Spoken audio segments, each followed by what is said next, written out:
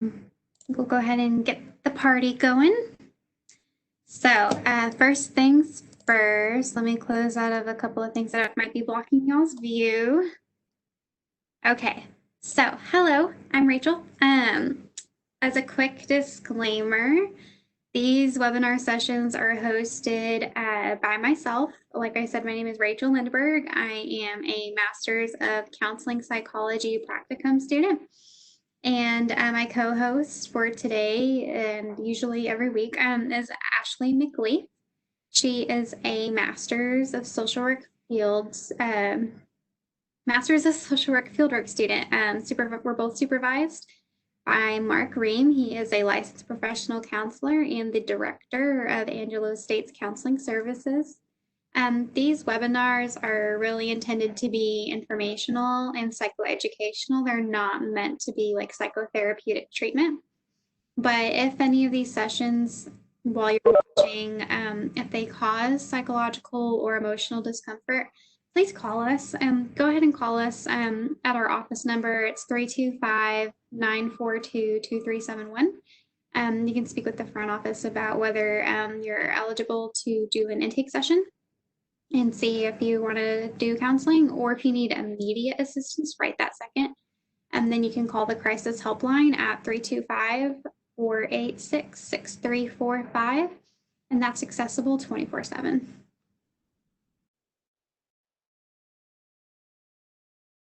Oops, too far. So a little bit about us before we kind of jump into what we're talking about today. Like I said, I'm a counseling psychology graduate practicum student. I'll be graduating in December. I'm doing my hours here at ASC's Counseling Services. I conduct intake assessments, and I can provide individual, couples, and group counseling. When I graduate, I'm going to seek licensure as a licensed professional counselor intern, and complete those postgraduate hours before I can be fully licensed. And then for a fun fact, I put that I share my birthday with one of my dogs. His name is Theo, and we have birthday parties together. But let Ashley introduce herself. Hi guys, I'm Ashley McLeaf. I am a social work advanced standing graduate field student. A little bit of what I do at the Counseling Center: I conduct intake assessments and provide case management services to students. After graduation, I graduate in August. It's right around the corner. I will seek licensure as a licensed master social worker. And then a fun fact about me is I listen to like 10 different podcasts. So that's a good way that I like to decompress is And I think that fits in, yeah, I think that fits in good with our topic today, because podcasts are technically a form of social media, I guess. Yeah, they tie in pretty well with social media. Yeah. All right. So yeah, our topic for today is social media and mental health. I always think it's timely. Almost everybody's on social media, and because we've been shut in with the having to socially distance and maybe quarantine, that we have been probably spending a little more time on social media than we usually do, especially since most of our classes are online. So we're connecting a little bit differently. We can't see people face to face. So, we use our phones for FaceTime and Skype and things like that. Do people still use Skype? I think Zoom's been like the big thing now. So yeah, so some common uses for social media. Social media is a tool. There's nothing inherently bad about social media or using social media. There's just different uses for it. So social media can provide us with social connection with our family and friends. It can help us keep up to date on news, both personal and current events, whether that's local, national, or global. It can help us find new friends. Not all of our friends are people we can see face to face. A lot of us being in college, we have friends in different towns and different states. Some of our friends we meet over social media and we have never met them in person. And that's, a very valid and new way to make friends.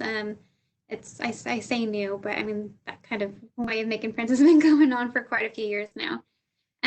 Social media also allows us to network professionally, or even if it's not related to our occupation, it helps us connect with others with similar interests.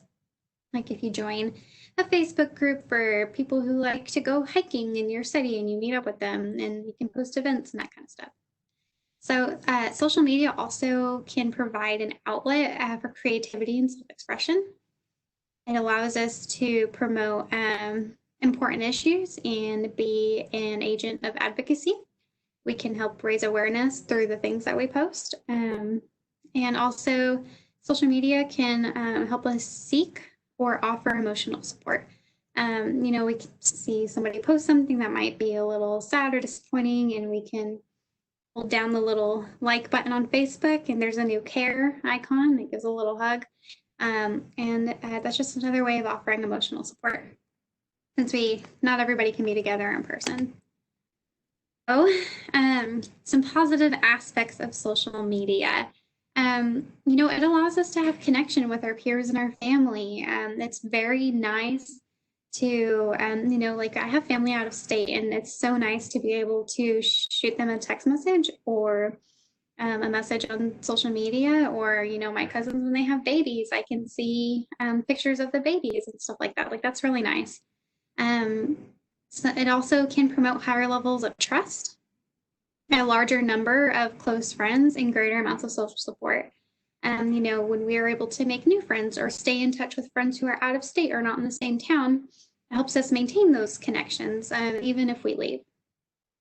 So, social media can also play a role in the way people participate in civic and political activities or launch and sustain protests. This is very timely with what's going on right now. Not everybody can attend a protest. And for whatever reason, a lot of it right now has to do with the virus going on and also safety, or if they have a job where it could potentially come back and be harmful, that they had gone out and done that. They can voice how they're feeling and voice their support through social media. So some other positive aspects are you can get and share health information, gather scientific information, engage in family matters, perform job-related activities, and get news. There's just so much that we can do with social media. Like this isn't even a fully comprehensive list, but the fact that we have such quick access to information and misinformation as well, which we'll talk about a little bit later. The fact that we can do it so quickly and so conveniently is just very nice, and it's very I still, I'm not old, but I'm also not young. But like I still remember, like before cell phones were even like you were lucky if they were connected to the internet, that kind of thing. So some of our positive aspects are it helps us develop important knowledge and social skills. We can talk to people in a different way than we can talk with them in person, and it kind of gives us access to maybe it's a little bit easier to tell somebody something if we can't see them face to face, which also can be maybe a negative thing, which we'll also talk about a little bit later. And then also social media can provide money making opportunities. Instagram influencers, they're able to make money through their ads, or if you own a small business, you can promote it on social media, those kinds of things. There's Along with positives, there's also negatives. So some negatives with social media, the frequency of use is commonly associated with depression, body dissatisfaction, and anxiety. It can increase your risk of feelings of loneliness and isolation. It can exacerbate mental health problems such as depression or anxiety. It can trigger feelings of being left out, or somebody being better than you, or feeling less than others, because people are often able to promote unrealistic expectations of things. And some examples I included were like body image and vacations, and they're in the perfect relationship where they have the perfect family, but we know that that's unrealistic and really nothing is perfect. And that's a really important aspect of social media to remember. So, social media can also promote feelings of inadequacy about your life or appearance, which goes into the unrealistic expectations. It's important to remember like what we can and can't achieve effectively or successfully. We can't all be going on vacations to Jamaica every month, like some people are posting about. So, being realistic is very important. Also, cyberbullying. Cyberbullying is a very, very, very real thing. Like I mentioned a minute ago, sometimes it's easier to say something to somebody without seeing their face. We can hide behind our phone or our computer and make comment on things. Gives us a little bit of boldness to know that we might not directly get a response from somebody. And that can be a very, very dangerous thing. Another negative aspect can also be the fear of missing out. We see people posting about their vacations and all the money they have and the new stuff that they're buying, their perfect relationship, their perfect friendships. And, we feel like we might be missing out on something. We'll constantly check our friends' social media to see if they're hanging out without us or if there's a party we're not at that we could be at, those kinds of things. And also, it can promote excessive attention seeking or validation. Sometimes we post something just to get likes, and those likes give us validation and they help us feel like we're doing something worth watching and that people are interested in what we're up to. But that aspect of social media can reach the point where we're just doing it to get attention or just to get validation that we might not be getting in real life from other people. So, unhealthy social media use, like when does it get unhealthy? Why does it feel good, but also be a negative thing? So, what happens when we're using social media and we're getting comments, we're getting likes? People are telling us, "Oh, you look like you're having the most amazing time. You look so pretty, and there's the beach in the background, and everything is great."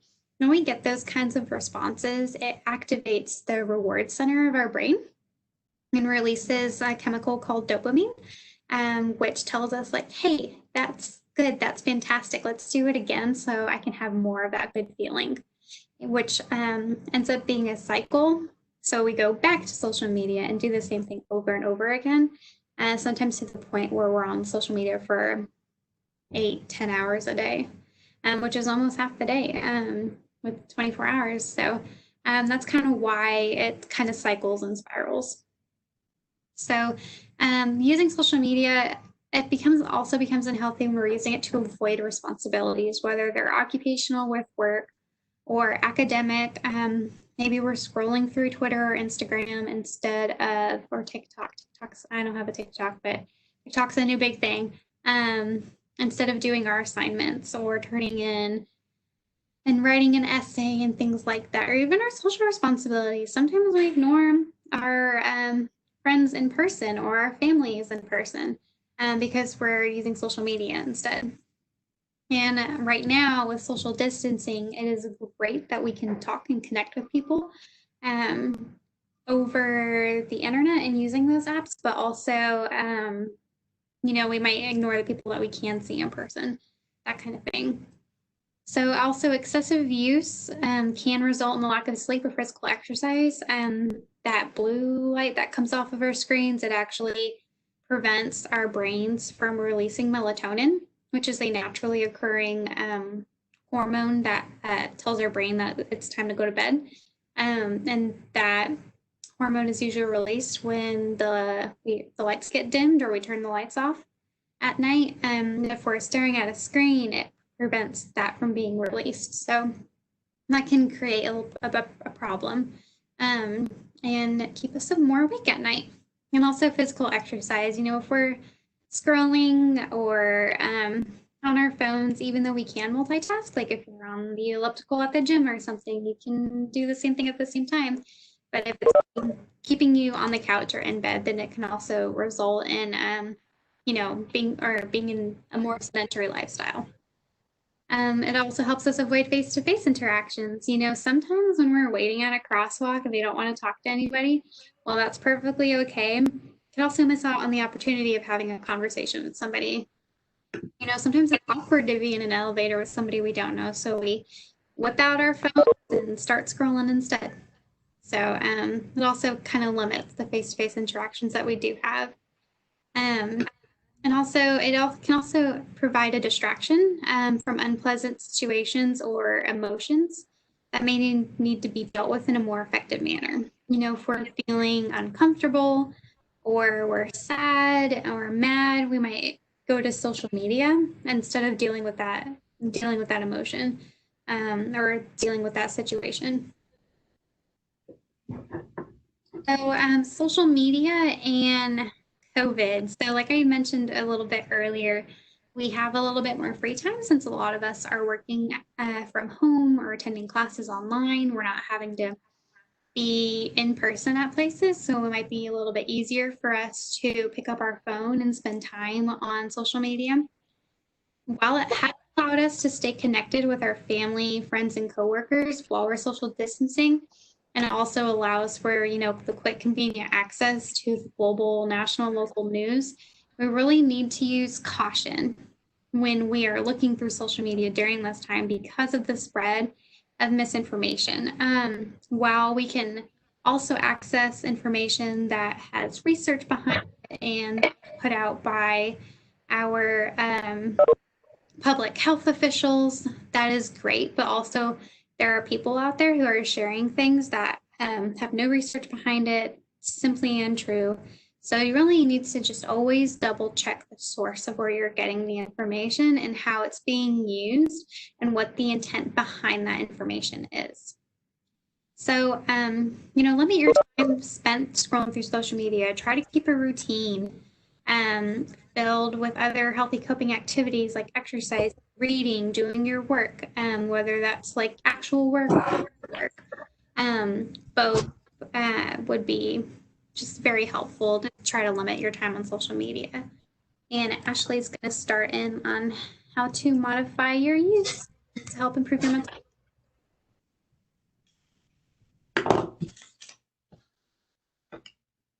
Yes, awesome. And I just wanted to remind everyone, if you have any questions or anything, you can feel free to type them in the chat box, and you can message us directly or send it to everyone. But okay, so how to modify social media to use to improve mental health. So one of the biggest things is reducing the amount of time that you spend online. You can use apps, or if you have an iPhone, there's a screen time log that kind of will show you your daily and weekly screen time and what you're doing while on your phone. So you can utilize that as well. You can turn off your phones at certain times of the day. So while you're driving, if you're in a meeting or eating dinner or spending time with friends and family, you can turn off or mute and put away your phone so that you can be more present in that moment. Don't bring your electronic devices to bed and charge them overnight in another room. This is a difficult one, but if it's possible, if your phone is not your medium of alarm, and things like that. So that's also a really good tip because of that blue light that comes through that affects our sleeping patterns. Disable social media notifications or other notifications. Limit the number of times that you check your phone. So just be mindful about what you're doing with your electronics and your screen time. Removing social media apps from your phone and only checking them on your tablet or computer. So we're not trying to ask you to get rid of everything, but if that is something that you feel like would really help you, then try one at a time. And then spend more socially distanced time with online friends and family, offline friends and family. So just making sure that you're still getting those connections and feeling that human interaction in a time of COVID-19 still. And then how to modify continuing. The important thing is to set your good intentions before you start using your social media platforms. So whenever you are posting on Facebook or you're logging into Instagram or Twitter, set your intentions of what you would like for that interaction to be, what you would like the energy to be, and just set that before you start using it. Mute or unfollow accounts that make you feel angry, sad, bad about yourself, jealous, any of those negative emotions.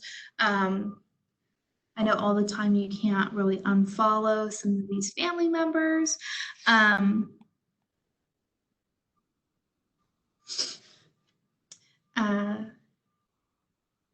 So muting their posts or things like that is another way of not unfollowing them, but still not seeing their content. Following and sharing inspiring stories, and then creating and posting authentically. So making sure that you're also being authentic to who you are, to your experience, and making sure that you are sharing those truths. And that will help you feel better in what you're posting and what you're putting out there. And then stop lurking and engage. So engaging with those individuals on your feed instead of just scrolling by mindlessly, actually engaging with what they're putting out. And then creating a balance. So making sure that while you do utilize social media, create a balance of in your life, like where you get news sources, where you get all of these things. So just making it work for you.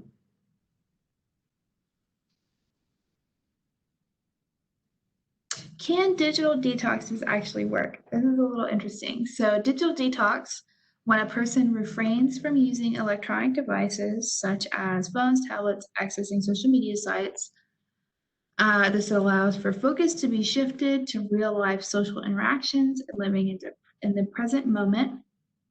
So some different options for this is giving up all devices for a specific amount of time, a day, a week, however long.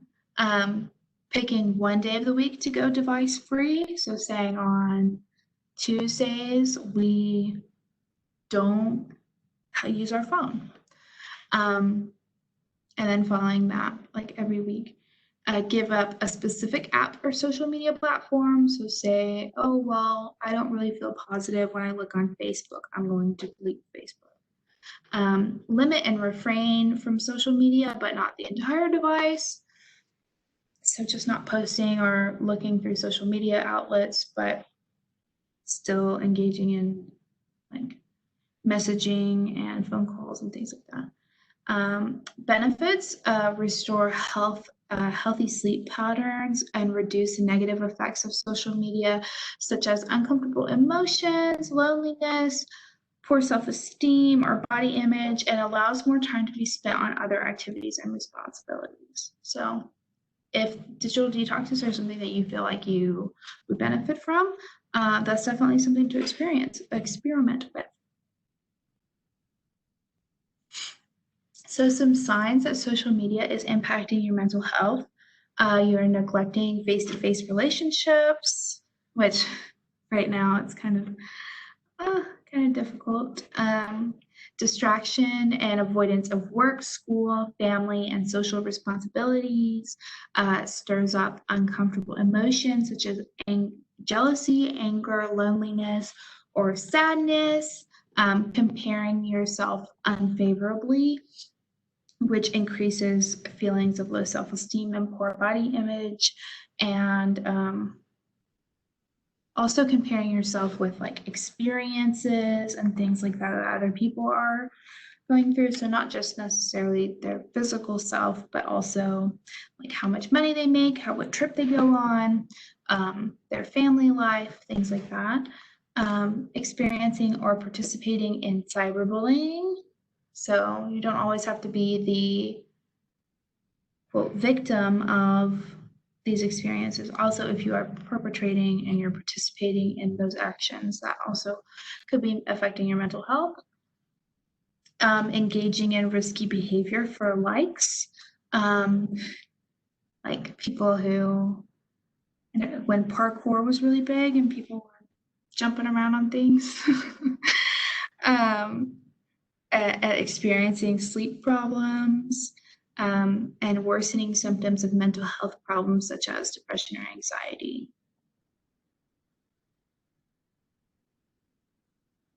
Okay, so where to seek help? So asking assistance from friends and family, utilizing online searches to find different podcasts and educational videos. Like I said before, I listen to so many podcasts. There are an array of topics on mental health and different, creating more positivity in your life and things like that. Reaching out to mental health services. So like the ASU Counseling Center, I listed our phone number again is 325-942-2371. You can feel free to contact us. And then also psychologytoday.com if you are not local or if you would like a community provider. They're a really great resource to help find someone, and they let you like categorize what you're looking for in a provider. And then some different resources. So like the National Suicide Prevention Line is 1-800-273-8255. And I'm going to read all of these hotline numbers just to warn you guys. But the Travel Lifeline for LGBT youth is 866-488-7386. The National Sexual Assault Hotline is 1-800-656-4673. And the Veterans Crisis Line is 800-273-8255. And then there's also a great deal of other resources. And as well as our ASU Crisis Helpline, which is available 24/7, is 325-486-6345. And then I see a question on here. Let me read it real quick and then we will.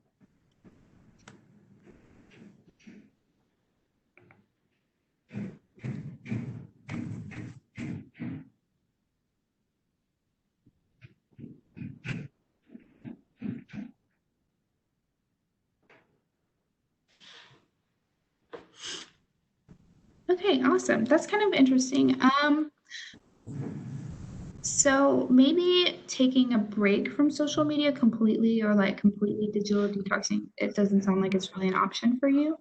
So maybe trying those suggestions of making those platforms more positive and more healthy place for you to be viewing. Does that make sense? Of like unfollowing or muting accounts that cause negative feelings, that reinforce anxiety and depressive feelings. Not necessarily less scrolling, but just making sure that you fill your feed with more of what you enjoy. So like if you enjoy looking at pictures of dogs all day, following more dog accounts, something like that, or like traveling, or something that will create positive feelings and not really reinforce feelings of anxiety and depression. I think another good idea, like if you're having to post things for work, whether it's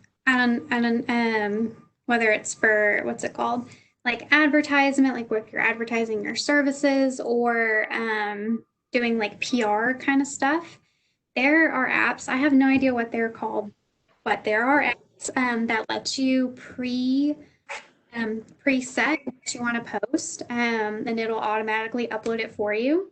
So if that's something you can do maybe once or twice a week, that way you don't end up posting, scrolling for a long time. You can get all your posts for the week pre-planned and out of the way. That way you're not having to get on there multiple times a day, every single day. And I think that can be really helpful for people who have trouble with, logging on, having to upload their stuff for work, and then also end up scrolling and, going into a binge. Yes, definitely. Yeah, a lot of it's just like self-discipline too. Mhm. Tell ourselves like, okay, spend half an hour and log off. If I go past that, need to do better tomorrow, that kind of thing. Um, Yes, and even if you don't have that kind of self-discipline currently, you can definitely set up app limits in your settings or through different applications of saying, okay, well, we're only going to be on social media for an hour total a day or something like that. So you can set up definitely specific like restrictions built into your phone to kind of prevent those like binges.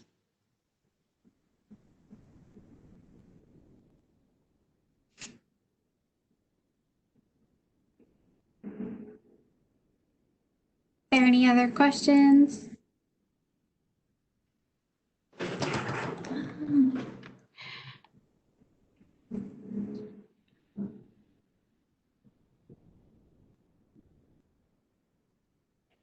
Yeah, so for COVID-19, that since we're socially distancing or maybe even having to quarantine, um, social media has been kind of our go-to. So if you can suggest to your friends like, hey, let's talk face to face through FaceTime, Zoom, Skype. I don't know if people are still using Skype. I have a Skype account. If that's what people are still using or not.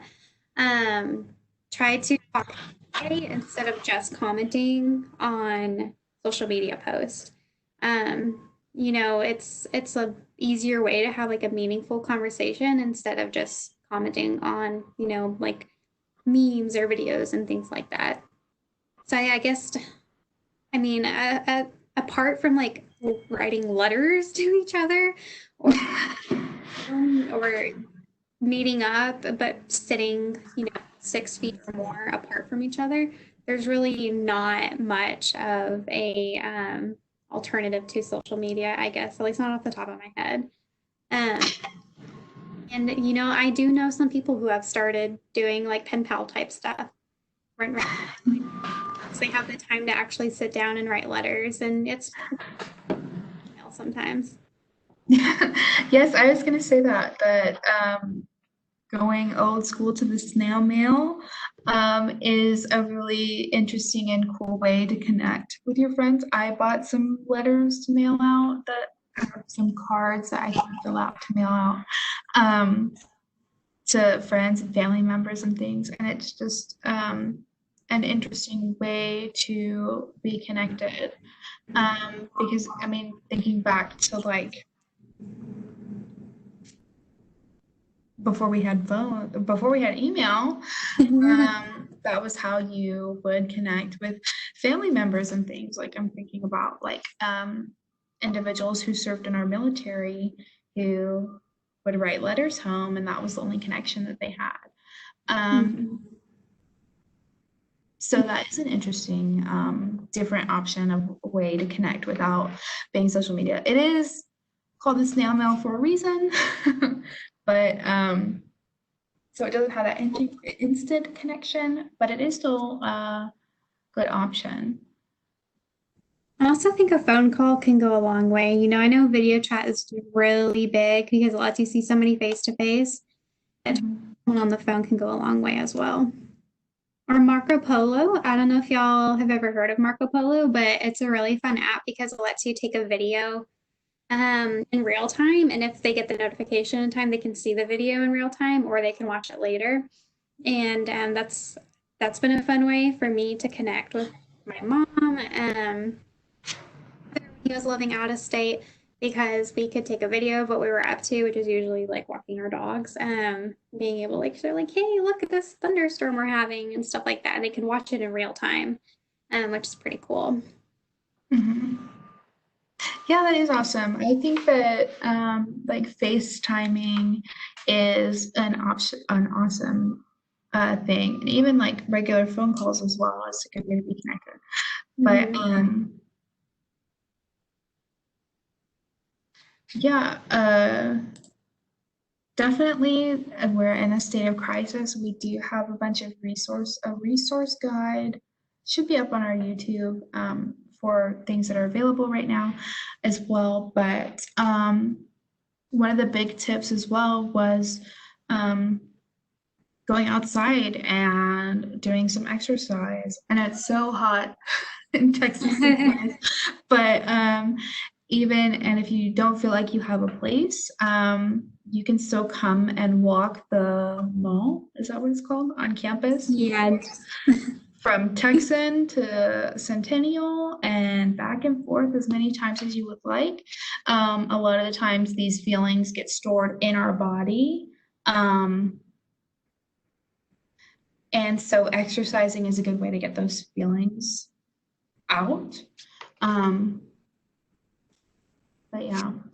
Yeah, we also have our resources posted. So, if you're feeling a certain way, seeing a medical doctor is good, because they can, assess you for medication needs. But if you also feel like you might need counseling, then you can call us at the counseling office.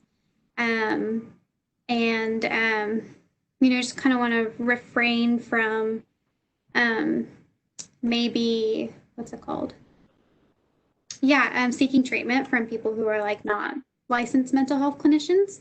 Mm-hmm. Um, so so if you're interested in counseling, what you can do is you can call up to our phone number. It's 325-942-2371. And as long as you're an ASU student, we'll check whether you're doing summer classes and you've paid the medical services fee, and they can schedule you like within the week. And then once you do that intake and you're still interested in counseling, then kind of see where it goes from there. But there really isn't a wait time right now for those who are interested in counseling. Yeah, so if you are I cannot talk anymore.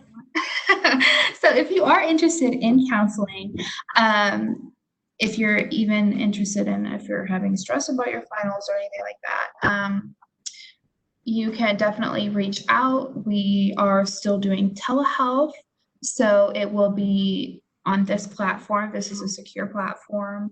We have the ability to lock meetings, so there's no chance of anyone else getting in.